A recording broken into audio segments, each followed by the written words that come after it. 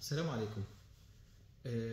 الفسافيس أو الحبوب الفطرية اللي بتطلع في الجبهة في المنطقة دي بيبقى ليها زي راس بيضة صغيرة، حبوب صغيرة جدا بيبقى ليها زي راس بيضة صغيرة أو راس حمراء، وبيبقى مشهورة بالحكة والحساسية والإحمرار. إيه أسبابها؟ ليها أسباب كتير. أسبابها أصحاب البشرة الدهنية أو المختلطة هم أكتر ناس معرضين للحبوب ديت، لأن هي بتحب إفراز الدهون في البشرة فبتطلع في البشرة الدهنية أو المختلطة. كمان الناس اللي بشرتها بتعرق باستمرار، لأن هي برضو الفطر ده بيحب العرق، لأن هي دي أصلا حبوب فطرية أو التهاب فطري فبيحب العرق. كمان الناس اللي بتستخدم أدوية كورتيزونات أو مضادات حيوية فترة طويلة، والناس اللي عندها قلق وإجهاد وتوتر وستريس أغلب الوقت، لأن ديت التهاب فطري. فطبعا عشان نحمي نفسنا من الحبوب دي لازم نبعد عن القلق والتوتر والإجهاد، لازم نخفف من استخدام الكورتيزونات أو المضادات الحيوية لو ملهاش لازمة. طبعا الكورتيزونات لو ليها لازمة أو ليها ضرورة ما ينفعش أوقفها من نفسي، لازم تحت إشراف دكتور.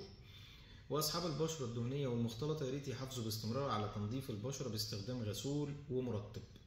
طيب علاج الفسافيس ايه او علاج الحبوب الفطرية دي ايه؟ علاجها رقم واحد هنجيب زي غسول كده، عارفين شامبو النيزابيكس اللي هو الشامبو اللي فيه كيتوكونازول، دي مادة مضادة للفطريات. الشامبو ده هنستخدمه كل يوم مرة واحدة على الأماكن اللي فيها فطريات أو فيها حبوب فطرية صغيرة. هنعمل بيه زي رغوة كده وهنسيبه على البشرة لمدة 5 دقايق، وبعدين نغسله بمية كل يوم لمدة أسبوع، وبعدين نوقفه. الحبوب هتروح.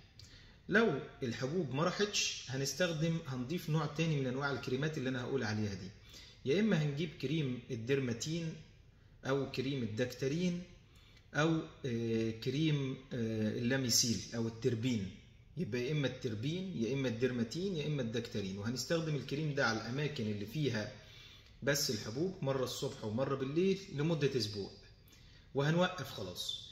لو الحبوب دي متكررة او الاصابات دي متكررة وبتظهر على طول هنستخدم حبوب بقى عن طريق الفم. هنستخدم حاجة اسمها الديفلوكان او التربين اقراص، يا اما الديفلوكان يا اما التربين اقراص. الديفلوكان هيتاخد كبسوله وبعد 3 ايام كبسوله وبعد 3 ايام كبسوله، يعني كبسوله كل 3 ايام. يا اما التربين، بس التربين ده يفضل يتاخد تحت اشراف دكتور، والتربين بيتاخد قرص الصبح وقرص بالليل لمده اسبوعين عادي، ممكن نستخدمه كده.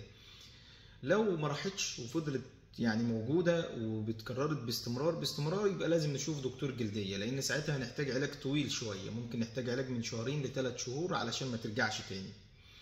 بس هي دي كل الأسباب وطرق العلاج والوقاية عن الفسافيس أو الحبوب الفطرية اللي بتطلع في البشرة.